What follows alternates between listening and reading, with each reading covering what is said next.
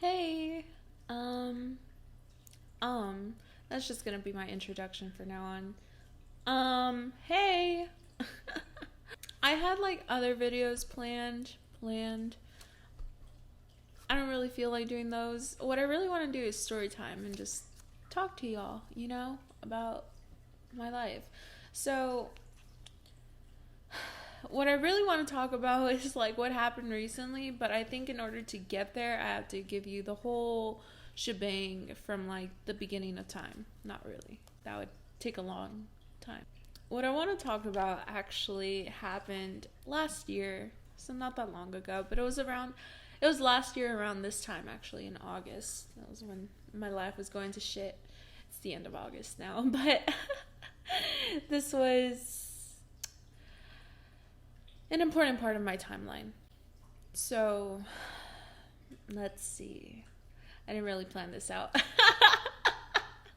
I just go and I just do things. I'm an Aries. How many times do I have to tell you that?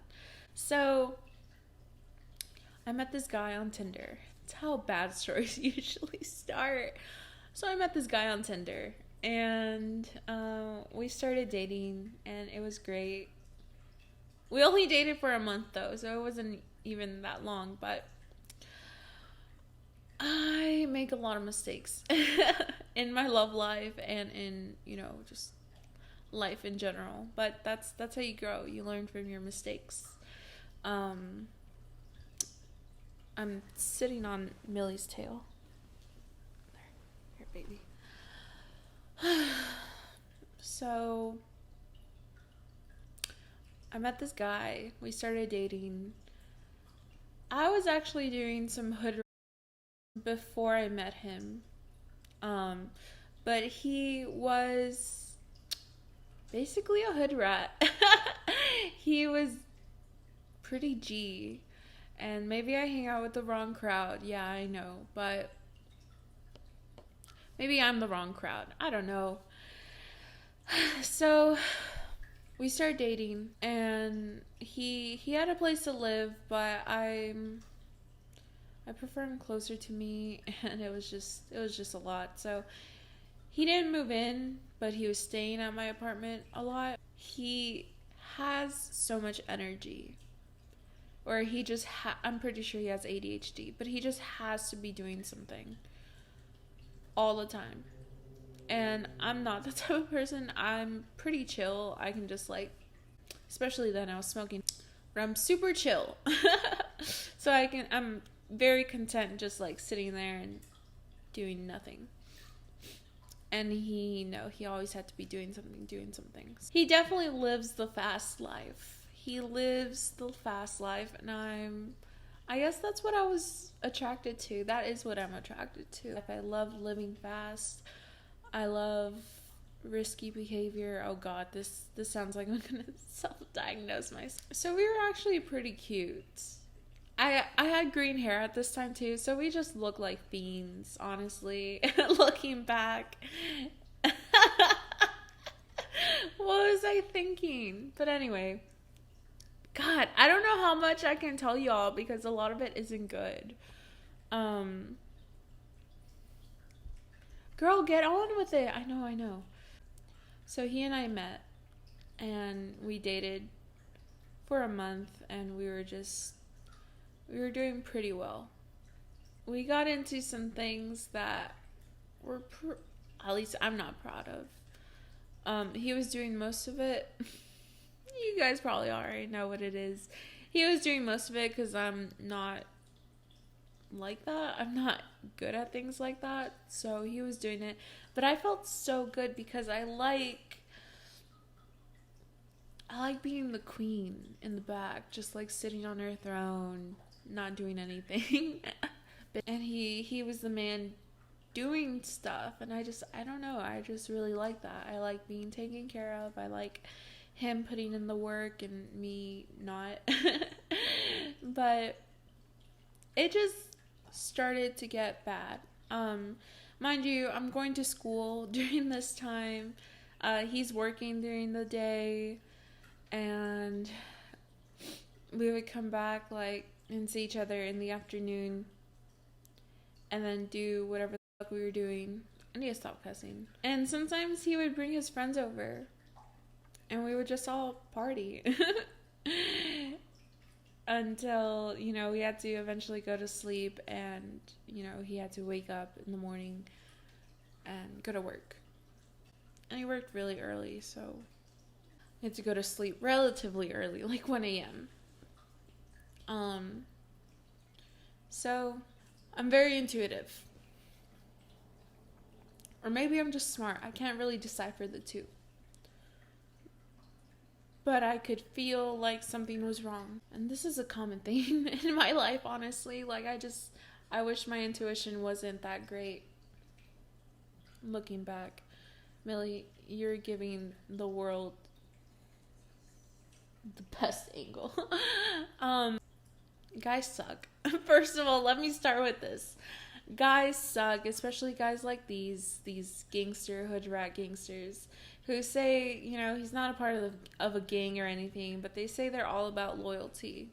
And they're not. Newsflash, they're not. I'm learning. I'm young. Leave me alone. So, I'm trying to rush through this for some reason. I guess it hurts still to think about. Let me just go raw dog with y'all. One night, he said that he had to go to his mom's. He had to go see his mom for whatever reason. He planned on coming back home, my apartment, but he texted me later that his mom got him too drunk and he couldn't drive home. So I'm like, okay, whatever. I give people the benefit of the doubt, even though I know that they're lying. Like, intuitively, I know that they're lying. I feel like I can't tell them, you're lying, tell me the truth, because I have no proof yet. Like, how do you tell someone that if you don't have any proof?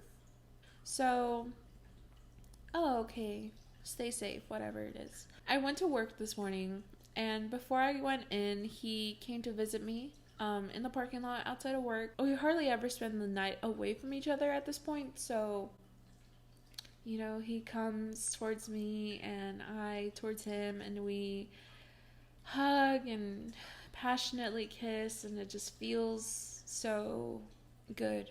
I go to work and he goes to my apartment, and we're all fine. That was the day before everything went down. His friends are over once that night. These people were crackheads, and I knew it. I guess I just hoped. See, I give people too much benefit of the doubt. I hope that they're good people, but honestly, they're not. They really don't care about me. They don't care about me. They don't respect me. So I should have never allowed them in my house. But I trusted my ex-boyfriend enough to know at least who his friends are and who he's inviting over. It must have been Sunday, because I worked at 5 a.m. So that day was a Saturday. So the next day was Sunday. I worked at 5 a.m. I had to go reset the store. So I leave really early to go to work. My ex stayed at home. He didn't work that day. His friends also stayed. They didn't have a car. They honestly didn't have a place to go, I think. And I'm just such a kind-hearted person that I allowed them to stay at my house. Don't do this. Especially if they're crackheads, do not let them stay over at your house when you're not there. Or even when you're there, honestly, just don't. Do yourself a favor. But I go to work, do my work, and then I get out like at 10:30. He calls me and he tells me, oh, can you drive to Buc-ee's, which is about 20 minutes from where I work and like 40 minutes from my home. But if it meant he and I spending more time together that day, then sure, whatever, I'll do it. He wanted me to drive to Buc-ee's to pick up something from... He wanted me to drive to Buc-ee's to pick up something from his friend or someone. And I was like, yeah, sure, I can do it. I just got off. So I drive to Buc-ee's, and I'm waiting there in the parking lot, and, I'm texting him. Let me rewind. Oh, God. Oh, God. Oh, so the night before, he had been going out to bars a lot to do whatever he's doing. Leave it up to your imagination. I couldn't go because I'm underage. So he's doing that, and he's always wishing that I could go with him. He really wants that, where, his girl would go to bars with him. I don't know why guys want this. I don't know. Bars are stupid in my opinion. But anyway, and he's just spending a lot of time over there, and he came back home in between bars, I guess. I don't know. He came back home, and he showed me a wad of money that he has. I'm pretty sure like $700. And I told him, you should really leave that money here. Like, why are you going to take it? Just, that's not safe. Someone's going to jump you or something, just leave it here. He's like, no. He was drunk too. I don't know why I let him go. But he went back to the bar, didn't come home that night. Lord knows where he was. I'll come back to that. And then I think the weekend prior, the day prior, he had told me that he went to his mom's house. And, red flags are showing up here. But I'm dumb, naive, and I just shove them under the rug. Like, okay, whatever. So I get off of work, I drive to Buc-ee's. I'm at Buc-ee's waiting. And he's texting me, or he's calling me. And, I'm asking him, like, where's your friend? And he says, oh, he's on his way. He's driving this in this car. He's almost there. I'm like, okay. So I'm waiting, and I'm texting him like, hey, where is he? He's not replying. I don't see a car. No one's coming. I message one of the crackheads at my house. Oh God, this is just a bad story. I messaged one of the crackheads at my house. I think it said I was blocked, or he was deleted, or something like that. I couldn't message him. So then I'm like, what is going on? And at this point, my mind and my body is just like, they know what's going on, but my consciousness hasn't caught up yet. So I'm mad. I'm so mad at this point, and I drive back home. I start on my way home, and I'm just going 100 miles per hour on the highway. Like, I'm just so mad. I'm racing home, and I just have this feeling in my heart, like something's wrong. What is going on?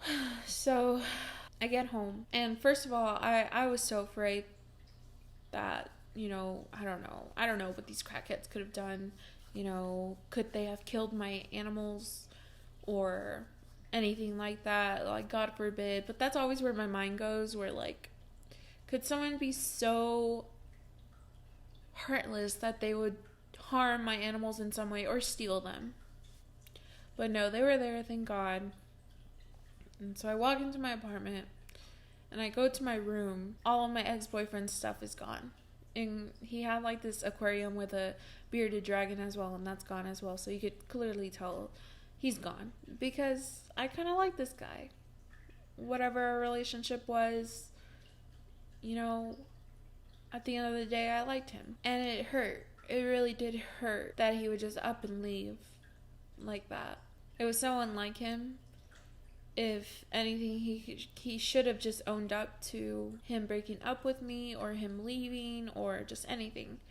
But he just sent me on a wild goose chase so that he had time to pack up his things so that he can leave without me knowing. And then blocking me, so I had no way of contacting him. And his friends are gone too, mind you. So my heart's broken. I might have been crying. I was definitely numb. I don't know. So I go to the living room to try to get myself together. I'm standing there, and I notice that my TV is gone. And then I look down, and my PS4 is gone. And I panic, and now I'm even more hurt, and oh my God, you know, the sirens are in my head now. What is going on? And so I go back to my room and I notice that several other things are gone. Like my vape pens. I was a huge vapor. I don't know how much of this I can tell y'all. Something else is gone, along with something else, along with something else. My mason jar of coins, like spare change, was gone. It wasn't even that much. It was just my jar of coins. I think that's pretty much it. They stole a whole lot, but thank God they didn't take my MacBook. I don't know if they definitely knew that I had a MacBook, but I don't know. It was in my backpack, and my backpack was under a pillow, and I guess they were too lazy to lift the pillow.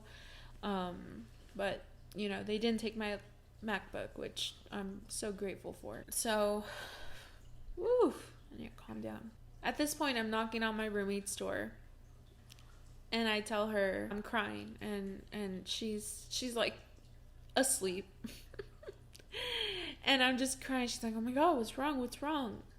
And I'm just, he broke up with me and he loved, and the TV's gone and the PS4 is gone. And she's like, let me put clothes on. I can only imagine how she was feeling. But, you know, I go sit on my living room couch and I'm just numb and broken and defeated. And I feel horrible. And, you know, my roommate came out and we talked and, you know, well, what's going on? What happened? You know, and nothing happened, you know, between us or anything. He literally just kissed me, like, the other day, like, so passionately at work. Like, everything was fine. And then I told her about him sending me on a wild goose chase to Buc-ee's. And then I came back just to notice that everything is gone. Mind you, yes, you guys are going to say, your roommate was home while they were just taking everything from your apartment? Yeah, she was asleep. That's how it goes. I guess they were really quiet about it, and she knew that people were over. I don't know. She felt bad. She was like, wow, I could have stopped this. But, so I'm just not about to do anything. Like, I just feel so hurt at this time. I'm just sitting on the couch, just silent, and she calls the police, and the police come to the door, and they say, well, you can file, but we really can't help you. We have no address for them. And also, I didn't have receipts for my things, so keep your receipts. So I really couldn't do anything. And also, my apartment does have renter's insurance, and they cover things like this, but it won't do anything if you don't have your receipts for everything. And honestly, who keeps receipts? Even when you do, they fade away. It's just, or serial numbers. It's just, I should be like Amberlynn and have like 1 million journals and just put all the serial numbers of important things that I have, but I don't do this. I should though.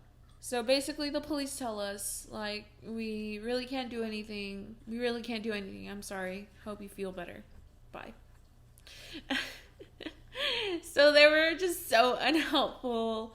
I really didn't care. My heart was broken more than anything. Like, I just want you all to understand who I am as a person, where I came into my house and didn't even notice that my TV and PlayStation were gone first, since they were in the living room.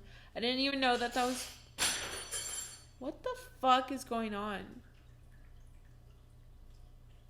No one's over there. My cat's over here, so it's... You spirits. Y'all are funny. Anyway. Where was I? Yeah, so the cops come and they don't do anything. They're not there to help. And I'm just trying to get over my heartache. Kimmy's gonna go investigate what happened in the kitchen. So anyway. Ooh, girl, this lighting. Help. There we go. So, well, like, my roommate's trying to help me out. Trying to console me. But I just felt horrible. And actually, I think we watched like some TV show for a while. I was hurting so bad. I felt so betrayed. My trust was just taken advantage of. I should have known better, but I'm learning. And above all, I was just heartbroken. I don't care. I kept saying, like, I don't care about the material things. Like, those things don't matter to me. What I care is that my heart was just broken and taken advantage of. Later, he unblocked me, or I found out somehow. Oh! Girl, I remember. I called his mom. Granted, I've never talked to this woman before. I decided, like, this isn't fair. He can't just, like, he can break up with me, that's fine. But he can't just steal my things and get away with it. That's not how the world works, you know? So I call his mom. She's basically no help either. I tell her, you know, oh, he said that he went to go see you the other day, blah, blah, blah, blah, blah. And that's when she tells me, I haven't seen him in like a year and a half, or ever since he moved to over here. I was like, but he just told me that he saw you the other day. And she was like, no. So the red flags are there. My ex was cheating on me. And I found out that he was going to these bars, doing what he was doing, but also messing with this basically slut at this bar. And this, I want to say the B word, but this woman kept giving him a bunch of Xanax, a bunch of bars, and he was barred out. So honestly, he wasn't in his right state of mind. I'm not defending him, but he wasn't in his right state of mind, and that I knew. He definitely is not this type of person to do this. Like, oh, he's a million and one things, but you know, he does have a heart and a soft spot for me.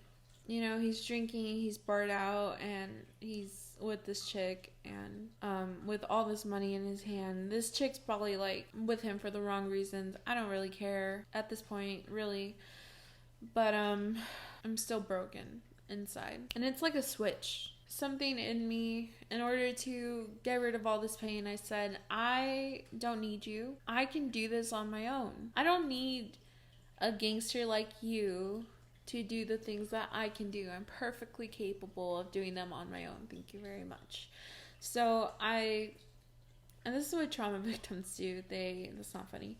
This is what trauma victims do. They create this new persona. But I take on this whole new persona, and I end up doing what I was essentially using him for. And it did help me get over the heartbreak. But after this, I had huge trust issues where I couldn't let anyone in anymore.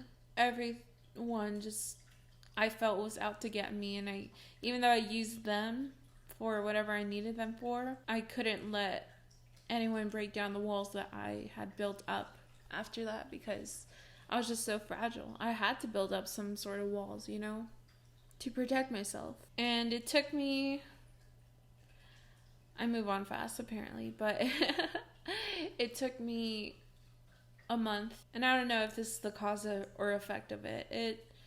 It took someone else. That happened towards the end of August, so that happened around this time. And all of September, I took on this new persona where I was just boss Karina, and no one's gonna F with me. You know, I want to see them try. And honestly, I was doing pretty well with being myself and finding myself, even though that's not who I am. And I wasn't letting any guys in. I wasn't trying to date anyone, but something happened.